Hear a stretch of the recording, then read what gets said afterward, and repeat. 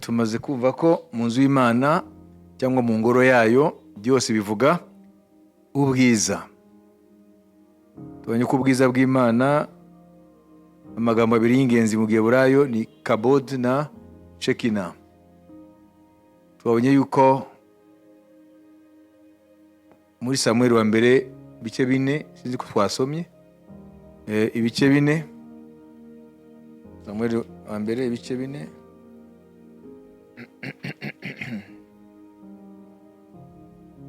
Ngoma 21 ari ijambo riri hariya. Yita uwo mwana izina Ikabodi, ati icyubahiro gishize kuri Isirayeli, amen. Abivugishwa nuko isanduku y'Imana yanyazwe, kandi n'ibyaba sebukwe n'umugabo we, amen. 22 Aravuga ati icyubahiro gishize kuri Isirayeli, kuko isanduku la gloire ubwiza. Aravuga ati ubwiza bushize kuri Isirayeli, kuko isanduku y'Imana yanyazwe, amen. Amen. Nuvuga ngo isanduka y'Imana muri Isirayeli yari ubwiza bw'Imana muri bo. Donc présence y'Imana. Isanduka y'Imana niyo yari présence y'Imana. Kuba yanyazwe n'Abafilisitiya ubwiza bwagiye bwavuye muri Isirayeli. Arabyara umwana mwita Ikabod, hanyuma itapfa. Rero twabonye ko tukwiye gusaba Imana kugira ngo nituzarangize turi Ikabod, tugasigara turi abakristo bizina gusa, ariko nta bwiza bw'Imana buturimo. Biroroshye cyane kwicarira mu bukristo bwa kawaida, mu bukristo busanzwe, biroroshye cyane, kandi Satani akagushuka ngo uracyari mu bushake bw'Imana. Ariko uri Ikabod, nta bwiza bw'Imana buhari, ko ubwiza bw'Imana ni presence y'Imana. Katukomeze turebe ubwiza bw'Imana. Tumaze kubona Shekina, sibyo? Kuva 13:22 Kuva 13:22 Bava Isukoti babamba amahema muri Etamu, aho ubutayu butangirira. Uwiteka ku manywa yabagendaga imbere ari mu nkingi y'igicu ngo abayobore, nijoro yabagendaga imbere ari mu nkingi y'umuriro ngo abamurikire, babone uko bagenda ku manywa na nijoro. Ya nkingi y'igicu ntiyavaga imbere y'ubwo bwoko ku manywa, kandi iyo nkingi y'umuriro ntiyabuvaga imbere nijoro, amen. Amen. Ibyo twayibonye, iyo twabonye ko ari Shekina. Abanyagiputa babonye Shekina barahunga, bavuga ko Imana iri hagati y'abo bantu. Kuva 14:24-25.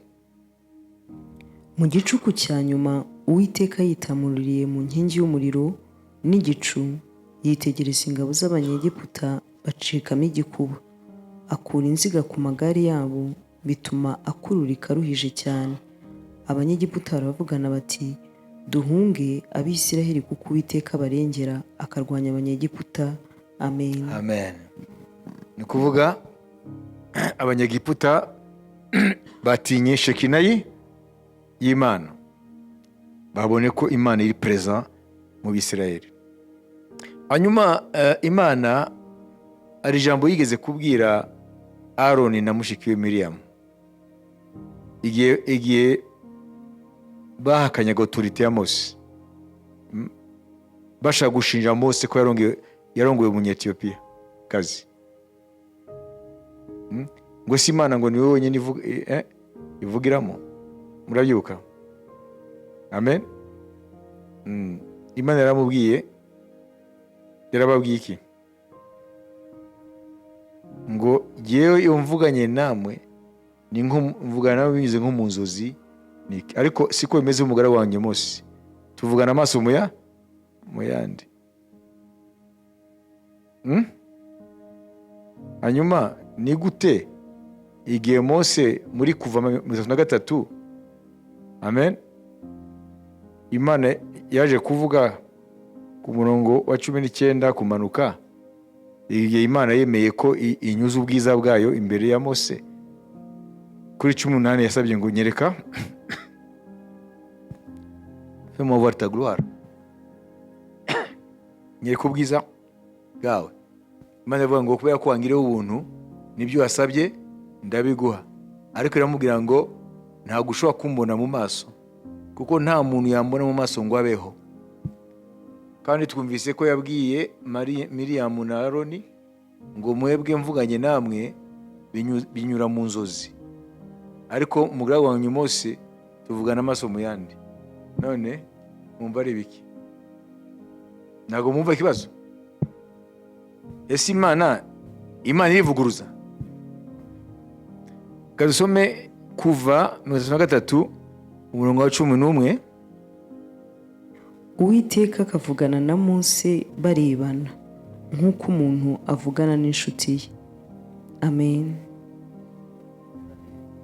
Mose agasubira mu ngando, ariko umufasha we w'umusore Yosuwa mwene Nuni ntave muri iryo hema. Amen. Amen. Tugende kubara 12 umurongo w'8. Wowe tujya twivuganira n'akanwa kacu neruye. Cyangwa 5-6.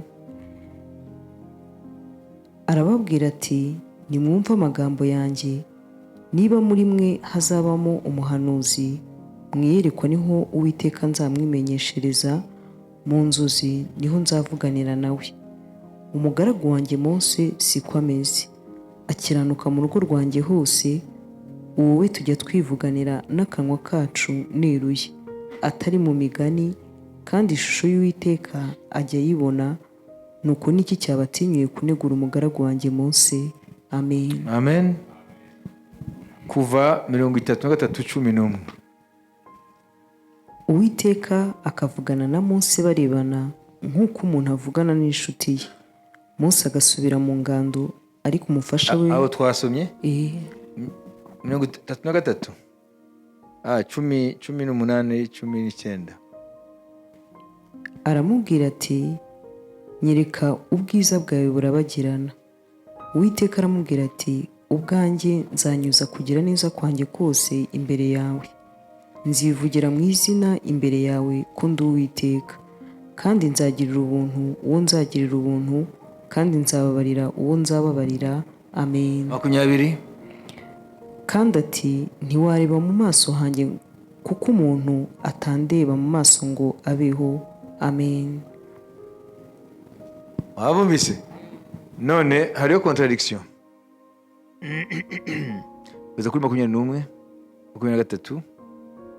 Kandi Uwiteka ati, hariho ahantu bugufi bwanjye, nawe uzahahagarare ku rutare, kandi ubwiza bwanjye bukikunyuraho, nzagushyira mu busate bw'igitare, ngutwikirize ikiganza cyanjye ngeze aho marira kunyuraho, maze ngutwikureho ikiganza cyanjye urebe ku mugongo wanjye, ariko mu maso hanjye ntihaboneka. Amen. Amen. Mumbarike. Hari ijambo hariya bavuga ngo wowe Aroni na mushike we Miriyamu, nihaba n'umuhanuzi muri mwe, nzavugana nawe mu nzozi, ntabwo azambona. Ngo ariko Mose umugaragu wanjye siko bimeze, ngo tuvugana kama mukandi, ariko bavuga ngo il voit une représentation de l'Éternel. Nuvuga ngo nutamenya Shekina ikivuga, ushobora kwibaza ngo amagambo aragongana. Nuvuga ngo Imana yabaga muri Shekina mu buryo bw'igicu, noneho bakavugana na Mose nk'uko baba bicaranye, ariko Mose ntabwo ayibona, kuko il ne voyait que une représentation. Wayibise?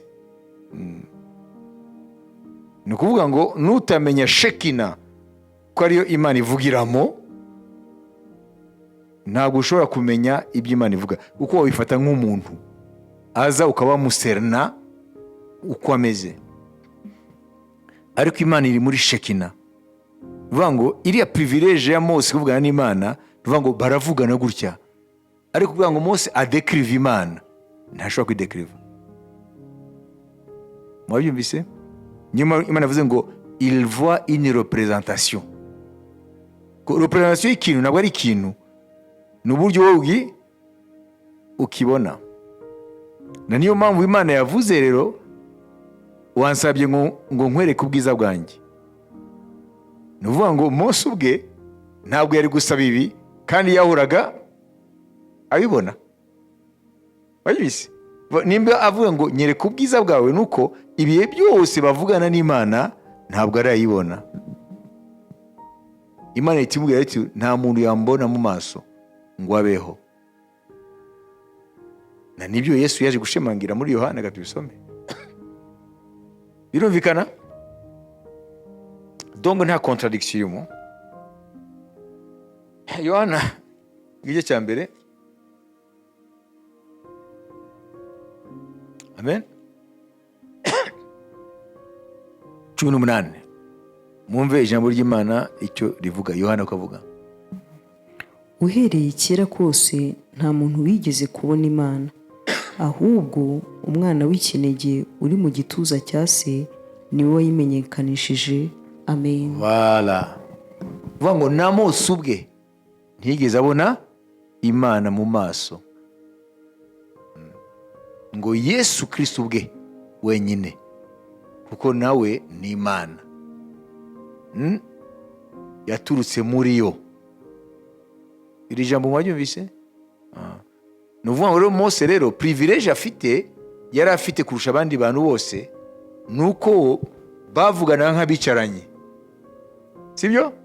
Akamwabuka kandi hanyuma akabona representation y'Imana. Ariko ntabwo yashobora ngo Imana ngo isa gutya. Kubera iki?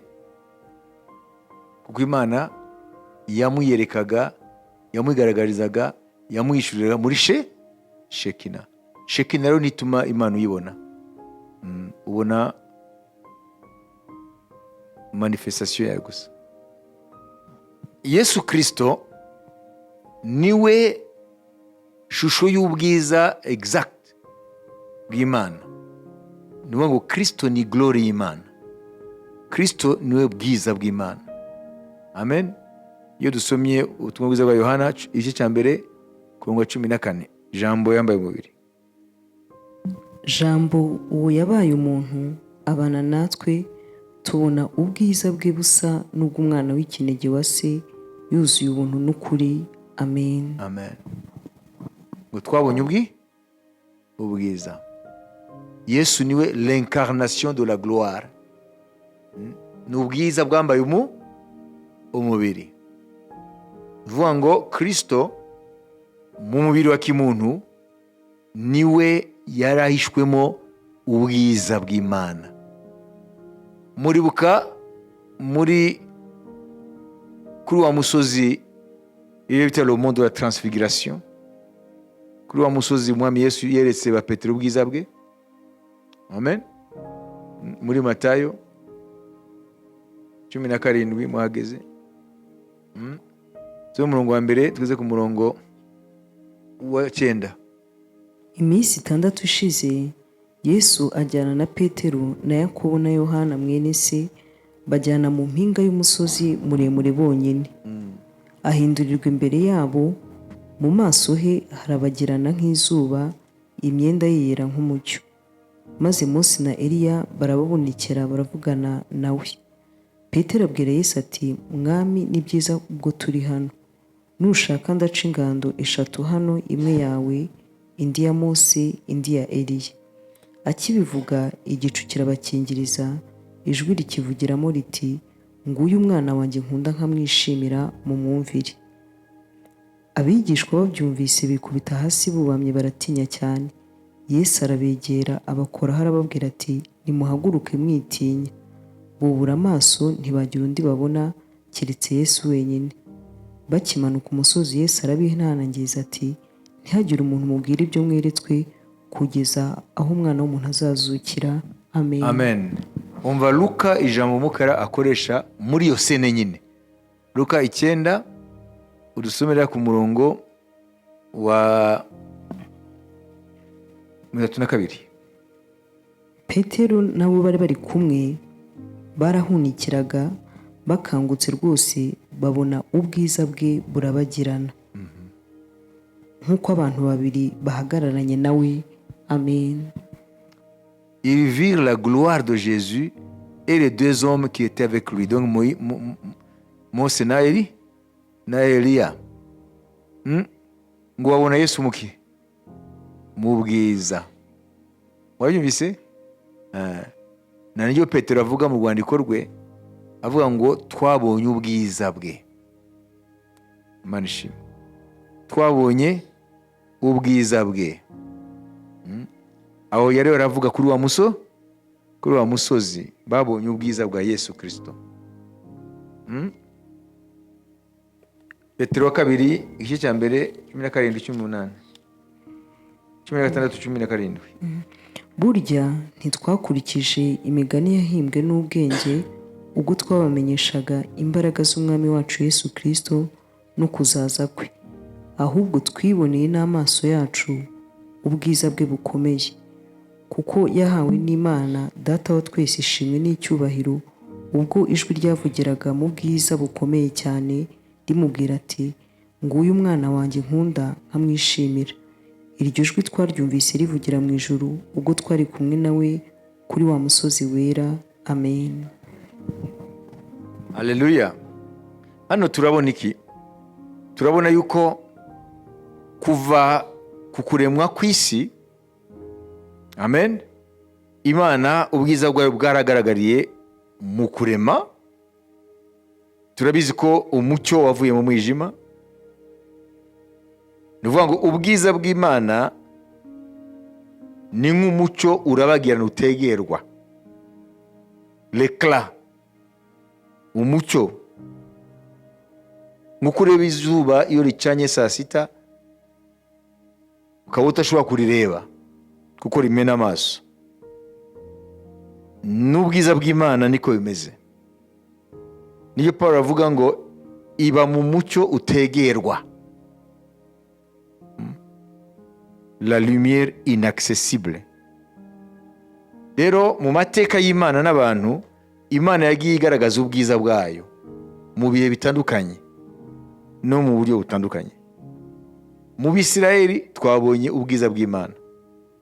Twabubonye ku musozi Sinayi, twabubonye butwikira ubuturo bw'Imana mu butayu, twabubonye butwikira ingoro ya Salomo igihe Salomo yayishikiriza Imana yuta dedikasi kugeza aho abatambyi batabasha gukora kuko ubwiza bw'Imana bwari buje mu buryo bw'igicu. Amen.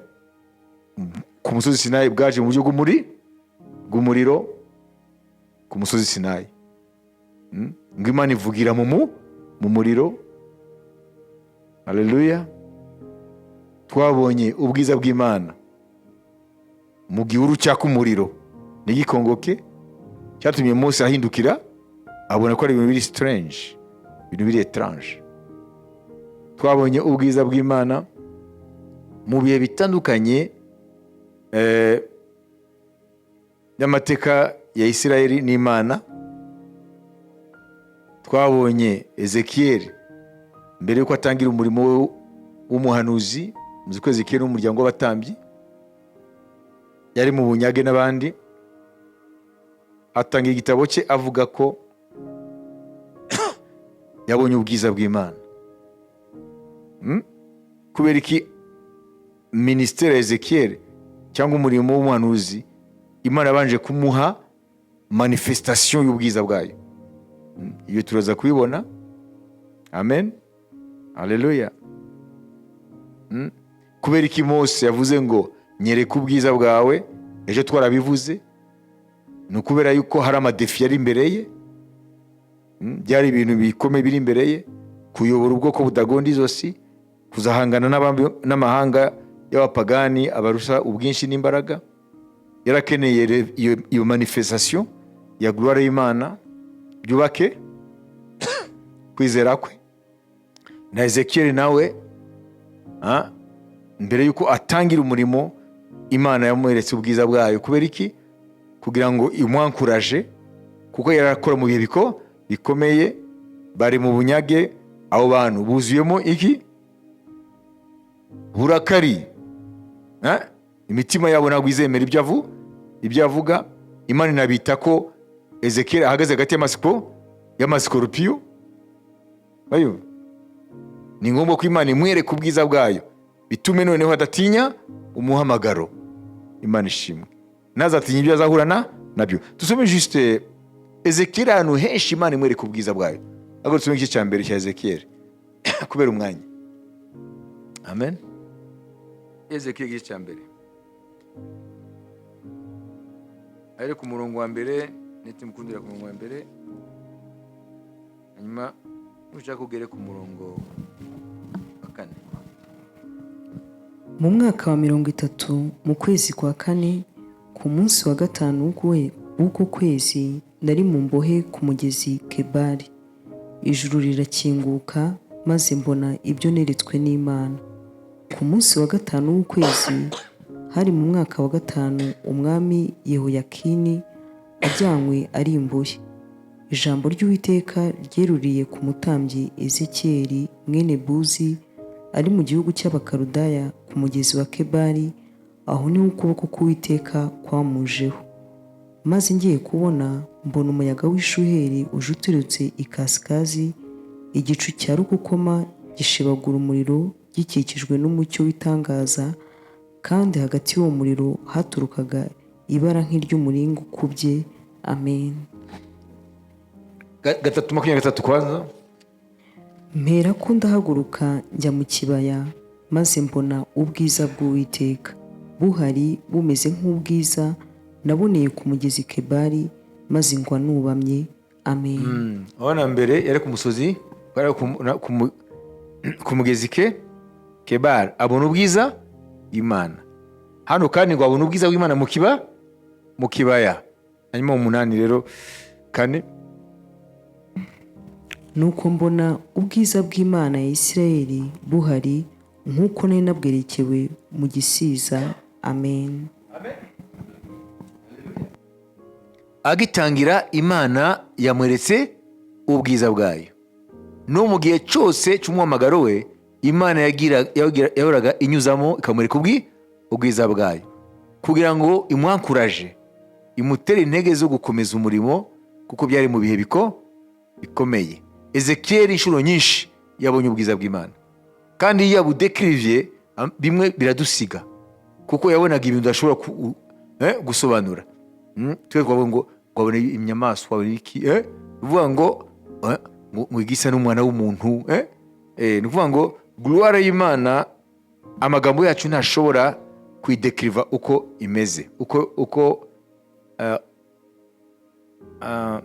uko iri by'ukuri, kuko twe turi abantu, turi limite. Ariko murabona ko Ezekiel yabonye inshuro nyinshi ubwiza bw'Imana, presence y'Imana mu buryo bw'igicu. Amen. Arayibona mu buryo bwinshi, mu bihe byinshi. Rero kubona ubwiza bw'Imana kuri abakozi b'Imana kwari kubaha encouragement, kugira ngo bahangare ikintu cyose cyashaka kubakanga ngo nibasoze inshingano zabo mu muhamagaro w'Imana. Imana ishimwe. Amen. Kuko umaze kubona ubwiza bw'Imana, ibindi byose bitakaza imbaraga n'agaciro. None Bibiliya tubwira ngo igihe ubwiza bw'Imana bwaviriye muri Isirayeli, ni imbere y'uko ingoro itsindwa n'umwami Nebukadinezari muri 587 imbere ya Yesu. Ezekiel arerekwa ibyatumye batwarwa mu bunyage, ibyatumye ingabo z'abapagani z'Abakarudayo, Ababiloni batsinda i Yerusalemu bagatsinda n'ingoro, bakanyaga n'ibintu byera byo mu ngoro y'Imana.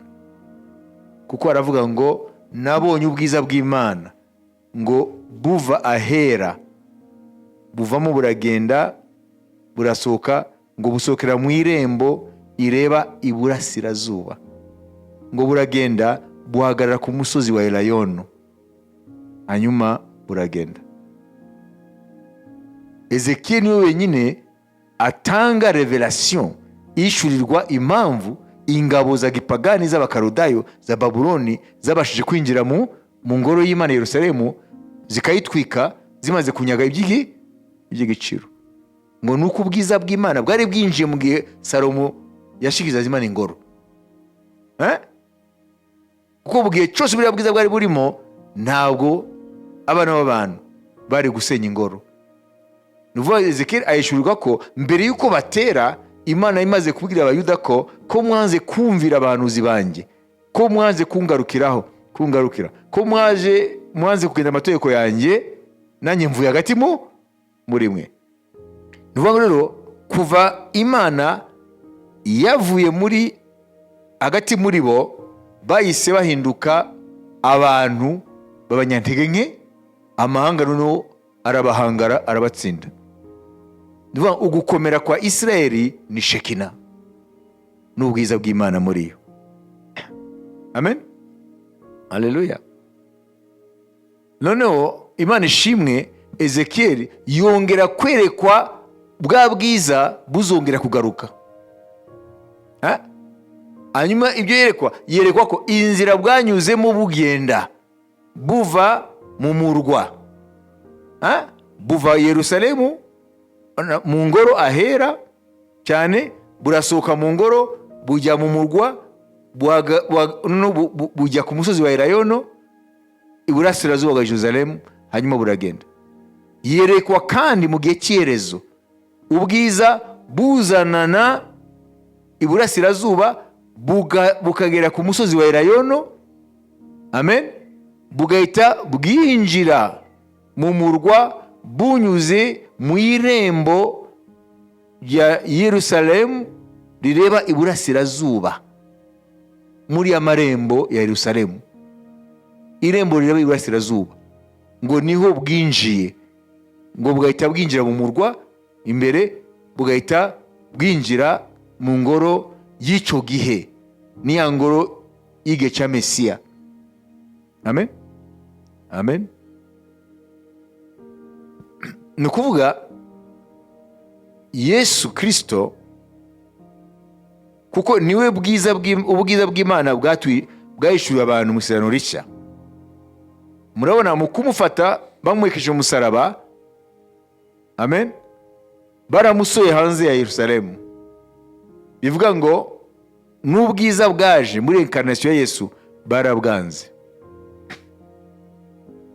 Bibiliya ivuga ko igihe Yesu Kristo azagaruka, ntabwo azagaruka ahere iburasirazuba Yerusalemu cyangwa amajyepfo cyangwa ikasikazi, azaza muri direction ya Orient, azaza mu gice cy'iburasirazuba. Kandi mbere yuko yinjira mu murwa, azagarika ibirenge bye ku musozi wa Elayono. Bivuga ngo niwe bwa bwiza Ezekiel yabonye. Bivuga ngo Yesu niwe glory y'Imana. Haleluya. Nusoma Zakariya 14 ure ku murongo wa mbere, ngo azagarika ibirenge bye ku musozi wa Elayono. Kandi ku musozi wa Elayono, umusozi wa Elayono uri burasirazuba bwa Yerusalemu, na niho ubwiza ubwa nyuma babubonye. Hanyuma Ezekiel avuga ko guhera icyo gihe kugeza ubu, uretse igihe Yesu yazaga ariko nabo ntibamumenye. Amen. Mu bisanzwe yari yagaruye ubwiza bari bwatakaye igihe Nebukadinezeri mbere ko Nebukadinezeri atera Yerusalemu. Yaje mube abe ntibamwakiriye, banze ubwiza. Kwanga Yesu ni kwanga ubwiza bw'Imana. Ariko inkuru nziza ni uko bwa bwiza buzagaruka muri nde? Muri Yesu Kristo. Kuko azabanza ahagarare ku musozi wa Elayono. Umusozi wa Elayono uri hanze ya Yerusalemu. iburasira zuba. Inkuru ngiyi reka mbabwire, umurwa wa Yerusalemu, iyo tuvuze Yerusalemu tuvuga Yerusalemu ya kera, imwe Yesu yasize kuko yaragutse, wari Yerusalemu y'iburengerazuba. Amen. C'est une ville très moderne, nk'imigi igezweho ko yubatswe n'abavuye mu bunyage, sibyo? Bavuye hirya no hino ku isi. Okay? Vuba mu kinyejana cya 20. Ariko Yerusalemu ya kera yo iracari vieille, iracasha shaje. Mwabivuze? Yerusalemu, inkike z'Yerusalemu, amarembo y'Yerusalemu, irembo ry'Yerusalemu rireba iburasirazuba rirakinze kugeza ubu. Uraribona ariko ibyo bita mure, bubatse sorte ya bloc ciment, barakinze ariko irembo uraribona ntago rikinguye. Bibiliya avuga ngo rizakingwa kugeza aho Mesiya azahanyura. Uyu munsi rirakinze.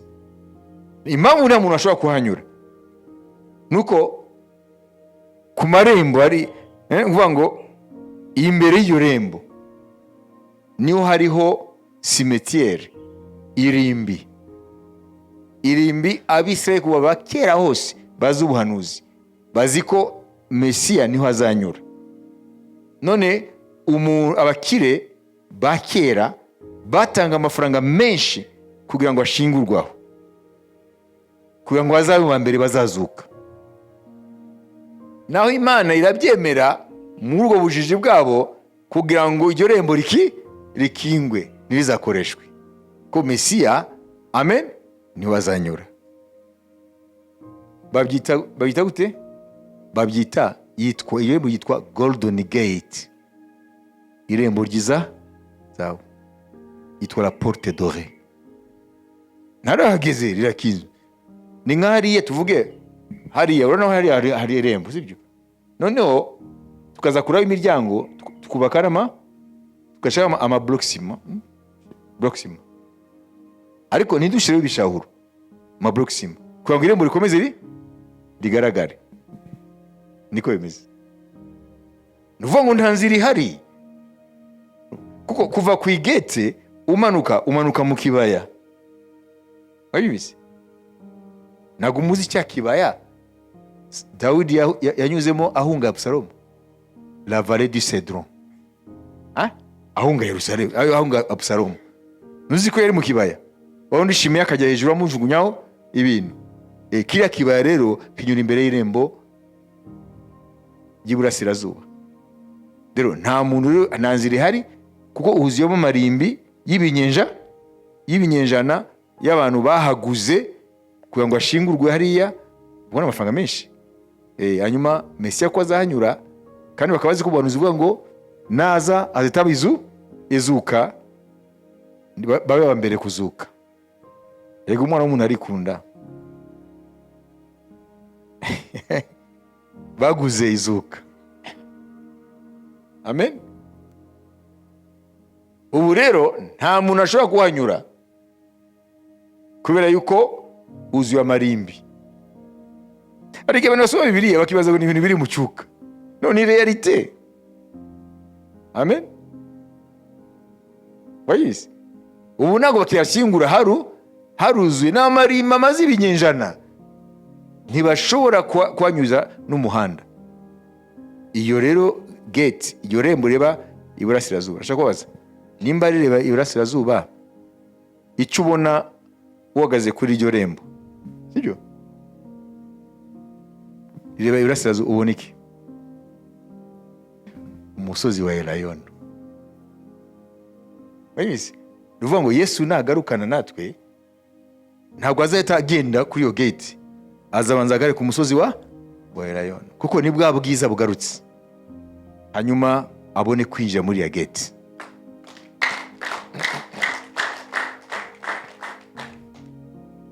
Manishimo biraryose. Haleluya. Amen. Anitangaza. Iyo gate rero uzayibona kuri wa munsi, kuko Mwami Yesu azanyura turi kumwe. sagesse y'Imana, kugira ngo ntiyagire umuntu azayikingura. Yemeye ko ubupfapfa bw'abariya bakire bahagirire irembo ryabo, kugira ngo iryo rembo ntirizakoreshwe. Amen. Niko bimeze. Reka dusubiremo. Ubwiza bw'Imana twakurikiranye kuva ku musozi Sinayi, tabernacle, ubuturo mu butayu, ingoro ya Salomo, bwanyuze iyi nzira buva muri Yerusalemu. Kandi ryari 547 ingabo za gipagani za Babuloni niho zinjiye muri Yerusalemu, zikinjira no mu ngoro. None se zari kujyayo hari Shekina ni imbere yaho. None niyo nzira bwanyuzemo. Nashaka les détails, nashaka les différentes stations, nashaka ibyiciro. None se wowe mu kujya iwanyu uyu munsi, nubwo naho hari iwanyu, sibyo? Ntabwo uvuga ngo ndanyura hariya, nyure ku marembo, hanyuma nyure ku maduka, siko? Nashaka kumenya rero umenye ni izihe etape. Ubwiza bwabagahe mu ngoro, précisément hehe? Ahera. Nibyo bisemburize n'amakerubi hejuru y'isanduka isezerano, ziproteja zitwikiriye ibyo bita propitiatoire cyangwa intebe y'ihongo, voilà, protéger là-bas. None bwavuye ahera burasohoka, hanyuma buvuye mu ngoro bujya he? Bujya hagati mu murwa, hanyuma bujya he? Ku musozi wa Elayono. Ubwo bwanyuze muri rembo y'Iburasirazuba ryitwa Umunsi, irembo ryiza, Golden Gate. Hanyuma buhagarara ku musozi wa guhera icyo gihe ntibwongeye kugaruka. Bwagarutse ariko ntibabumenya muri Yesu Kristo. Nabwo babusora hanze ya Yerusalemu, babusora Yerusalemu kugeza Igorogota, sibyo? Ese uyu munsi burahari? Iyo ugiye Yerusalemu hari ubwiza buhari? Ntibuhari. Buzagaruka ryari? Yesu agarutse gutwara itorero, kwima ingoma ye. None buzagaruka avuye mu ijuru hano muri iyi si, azabanza agerehe ku musozi wa Elayono d'après Zakariya 14. Hanyuma arava ku musozi agiye yinjire anyura hejuru y'inkuta, azanyura mu irembo ry'Iburasirazuba, ariryo rembo ryiza ry'izahabu, niho rizakingurwa. Kugeza uyu munsi rirakinze. Nimumenye ibyo ni ikintu gikomeye cyane. Bibyara ibyiringiro. Imana ishimwe cyane. Imana ihabwe icyubahiro. Haleluya. Hanyuma uhereye icyo gihe buzinjira Yerusalemu, bwinjire mu ngoro izaba yubatswe igira kane, kuko iya mbere ya Salomo, iya kabiri yubatswe n'abavuye mu bunyage ba Zorobabeli n'abariya banuze ba Ezira baje kwigisha. Amen. Iya gatatu izubakwa n'abayuda bisunze Antikristo, izaba ari ingoro itirwa Imana ariko ntabwo ari Imana izayinjiramo, nta Shekina izayibonetse. Hanyuma izasenyuka muri wa mutingito uzaba igihe Yesu azakandagiza ibirenge ku musozi wa Elayono, azaba umutingito. Hanyuma ingoro ya kane izubakwa Yesu rero amaze kwima ingoma ye, niyo bita temple du millennium, ingoro igira kane y'ingoma ya Mesiya. Nuvuga ngo ubwiza buzinjira busubiraho bwari buri, bwuzure Yerusalemu noneho. Amen. Kugira ngo umurwa wa Yerusalemu wongere witwe umurwa w'Imana, hanyuma Imana ivuga izina ryawo. Umurongo wa nyuma w'igice cya nyuma, kugira ngo biborohere, mvuga ati umurongo wa nyuma, ubu ni ko nzaza mbabwira, umurongo wa nyuma w'igice cya nyuma cya Ezekiyeli. Wumve rero Yesu namara kwinjira muri Yerusalemu agarutse, mumve uko Yerusalemu zitwa. Ahawukikije hose hazaba imbingo 18,000 kandi uhereye uwo munsi uwo murwa uzitwa ngo Uwiteka ni hari. Amen. Mu Giheburayo uzitwa Yehova Shama, l'Éternel est présent. Vuga ngo Yesu namara kugaruka muri Yerusalemu, ngo Yerusalemu izitwa Yehova Shama. Ariko Yehova narabajije izitwa Yahweh Shama. Vuga ngo l'Éternel est présent. Kubera iki? Kubera iki Yerusalemu izitwa Yahweh Shama? Nuko twabanje kuvuga ngo glory, ubwiza bw'Imana égale présence y'Imana. Kubera ko ubwiza buzaba buhari Yerusalemu, hazitwa Yahweh Shama. Nuvuga ngo Uwiteka arahari, kuko aho hari ubwiza. Mwabyumvise? Amen. Niyo mpamvu uyu munsi Yerusalemu irahumanye, hari ibyaha bitandukanye byose byo ku isi. Imana ishimwe. Haleluya. Yehova Shama, ariko Yehova turayikoresha ariko ntabwo ari ryo, ni Yahweh Shama. Yahweh Shama, Uwiteka arahari, ari present aho. Nemo bavuga ngo Kristo muri twebwe ibyiringiro byo kuzahabwa ubwiza. Ngo Kristo niwe bwiza. Ngo Kristo muri twebwe ibyiringiro byo kuzahabwa ubwiza. Abakolosayi. Uwiteka nako Kristo muri twebwe ibyiringiro byo kuzahabwa ubwiza. Amen. 27 igice cya mbere y'Abakolosayi. Abo Imana yishimiye kumenyesha ubutunzi bw'ubwiza bw'ubwo bwiru bwageze mu banyamahanga, aribwo Kristo uri muri mwe, aribyo byiringiro by'ubwiza. Amen. Amen. Bivuga ngo twebwe abizeye Yesu Kristo tukamwakira nk'umukiza, dufite ubwiza muri twe, nuko butarahishurwa ariko buri muri twe. Amen. Rero gusobanukirwa ijambo ry'Imana no gukiranukira Imana nibyo bitera ubwo bwiza kwigaragaza muri dimension ntoya, ko tukiri mu mubiri w'inyama n'amaraso. Ubona ko turavuga duti mwami, aya masengesho ni amasengesho yo kugusaba kugira ngo utwereke ubwiza bwawe. Ibyo turaza kubigeraho. Amen. Tumaze kubona l'historique y'ubwiza bw'Imana cyangwa urugendo rw'ubwiza bw'Imana. Rero twageze rero mu isano rishya, ubwiza bw'Imana ni Kristo.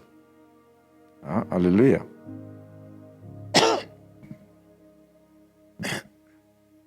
Tugeze rero kuri point ivuga yuko kubwira Imana ngo itwereke ubwiza bwayo bisobanurwa ngo, kuko ubwiza bw'Imana twabonye ko muri iki gihe turimo ni Kristo. Amen. Imana yo kugaragaza ubwiza bwayo, haleluya, ni mu gihe Kristo agaragarira mu mirimo ye. Imirimo Kristo akora, iyo mirimo, amen, yerekana ko ubwiza bwe bwagaragaye.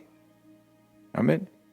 Tuvuge dufashe urugero Yohana 11:40, twaranabisomye ejo. Hanyuma dukomeze 41:44, inkuru y'izuka rya Lazaro. Yesu aramubwira ati, sinakubwiye nti niwizera uri bubone ubwiza bw'Imana? Nuko bakuraho igitare. Yesu arararama aravuga ati, Data ndagushimye kuko unyumvise.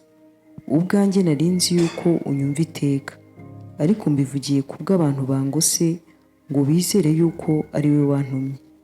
Amaze kuvuga ibyo arangurura ijwi rirenga ati, Lazaro sohoka. Uwari upfuye yarasohoka azingazingiwe mu myenda, amaguru n'amaboko, n'igitambaro gipfutse mu maso ye. Yesu arababwira ati, nimumuhambure mumureke agende. Amen. Amen. Yesu yari yabwiye iki Marita mbere? Ngo uwirira urabona ubwiza bw'Imana. None mu kuzura Lazaro musaza we, nibwo bwa bwiza yamubwiye ko ari bubone. Ni imirimo ikorwa n'Imana mu buryo nta muntu n'umwe yayitirira ngo niwe yayikoze. Nubona imirimo Imana ikora mu buzima bwawe cyangwa mu itorero ry'Imana cyangwa ari hose, imirimo y'Imana uzajya uvuga ngo Imana yerekanye ubwiza bwayo. Imana ishimwe. None hariya azura Lazaro, ubwo bwiza bwitwa gute? Ego ni Shekina, ariko Shekina itangiye message. Ubwo igihe cyose lorsque la gloire de Dieu éclate, ubwiza bw'Imana bugaragaye, hari message wabutanga. Yohana 5:25-26. Ni ukuri ndababwira yuko igihe kije ndetse kirasohoye, ubwo abapfa bumva kandi bazumva ijwi ry'Umwana w'Imana, n'abaryumvise bazaba bazima, kuko nk'uko Data afite ubugingo muri we, niko yabuhaye Umwana ngo abugire nawe. Amen. Amen. Amen. 17:2 Yohana. Arimo turaza kuvuga niye message hariya ku gitiro cya Lazaro. Nk'uko wamuhaye ubutware ku bantu bose, kugira ngo abo wamuhaye bose abahe ubugingo buhoraho. Amen. Amen. Nuvuga ngo message yo kuzura Lazaro, Marita n'abandi bari hariya bakabona ubwiza bw'Imana kubw'uwo murimo. Amen. Ubwo bwiza bwariho burahishura El Hay, le Dieu de la vie. Imana nyiri ubugingo nitanga ubugingo. Ayubise. Nuvuga iriya ni gloire ya El Hay. Ntabwo muzi amazina y'Imana. El Gibor, El Shaddai, El Hay, le Dieu vivant ou le Dieu de la vie. Living God. Imana ifite ubuzima muri yo, niyo ibeshaho byo byose. Nuvuga ngo Yesu mu kuzura Lazaro, amen, yagaragaje ubwiza bwe nk'Imana itanga ubuzima. Amen. Nk'Imana itanga ubuzima. Ano iriho iritandukanya n'ibigirwamana. Nuvuga ngo na undi afite ubuzima ngo abutange atari Imana. Amen. Muzafate mwice isazi, muhamagara abapfumu bose bo ku isi ngo bayisubize ubuzima. Ntibashobora. Yewe muhamagare na Satani ayisubize ubuzima, ntashobora. Imana yonyine niyo yitwa El Hay, niyo ifite ubuzima muri yo na niyo butanga. Haleluya. Bitabaye bityo abakora Satani bose yakabazuye. None igeze abazura, arabashuka gusa. Bamara gupatikana, bamara kumanuka kuzimu akabigarika. Wayibise? Ati mwe mwarakoze ibintu nanjye ntakora. Uwo ni Satani. Akabihakana. Nivuga ngo rero hariya ku gituro cya Lazaro, amen, Yesu yabwiye Marita ngo sinakubwiye niwizera urabona ubwiza bw'Imana. Nivuga ngo kuzura Lazaro byahisha ubwiza bw'Imana, ariko butanga message ngo Yesu niwe El Hay, niwe le Dieu vivant et le Dieu de la vie. Ni utanga ubuzima. Ni signature y'Imana ko Yesu w'i Nazareti ni El Hay, atanga ubuzima. Imana ishimwe. Wayibise? Ni El Hay, niwe atanga ubuzima. Aho no havuye izina ry'igiswahili uhai. Mu giswahili uhai ni ubuzima, biva kuri iryo jambo Hay, El Hay.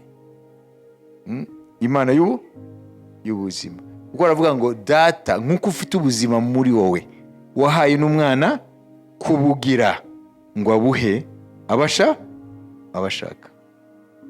Amen. Na niyo mpamvu Yesu yaduhaye ubuzima kuko niwe Elhayi. Nubwo imibiri yacu yapfa, amen, ntabwo turagapfa kuko dufite muri twebwe, amen, Elhayi. Nk'uko yahamagaye Lazaro akazuka, niko azahagarara mu kirere cy'isi agahamagara bene data bose muri Kristo basinziriye, ba Yohana n'abandi bose, hanyuma akabahamagara, ijwi rye rizana ubuzima.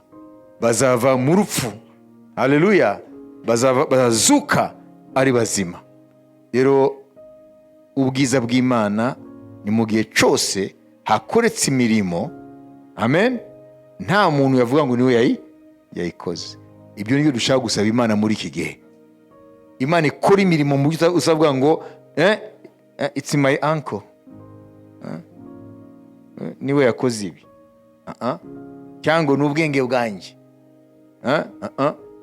Imana izakora imirimo aho iyo mirimo ifite signature y'Imana. Imana ihabwa icyubahiro. Urabyizera ibyo? Amen. Ko Imana ikora imirimo. None se Mana, turagusaba utwereke ubwiza bwawe. Urasaba iki? Mwikora imirimo, amen, ivuga. Ku gituro cya Lazaro imirimo, umurimo wavuze iki? Ko aritanga ubuzima. Iyo niyo message, amen. Abafarisayo barumirwa. Amen, barumirwa. Nta Bayali yabikora, nta Dagoni yabikora, nta Ashera yabikora, nta Ryangombe yabikora, nta Kimbirigiti yabikora.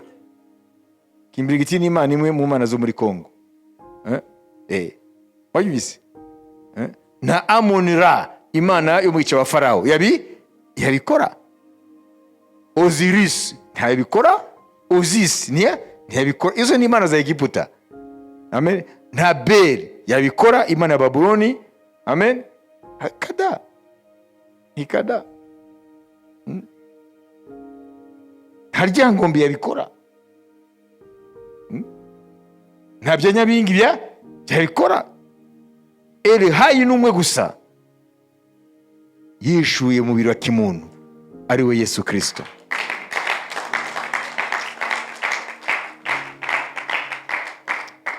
Agaze ko tuva mu bishema by'amadini bidafite ubuzima, amen. Dufate iminota 10. Haleluya. Umenye ko nimba wamugireho ubuntu, umusaba icyo ushaka, umubwire ngo ndifuza Mwami muri aya masengesho, amen, ko amaso yanjye abona ubwiza bwawe. Uzaba uramubwira ngo akora imirimo nta n'umwe wayitirira. Haleluya, amen. 10 minutes.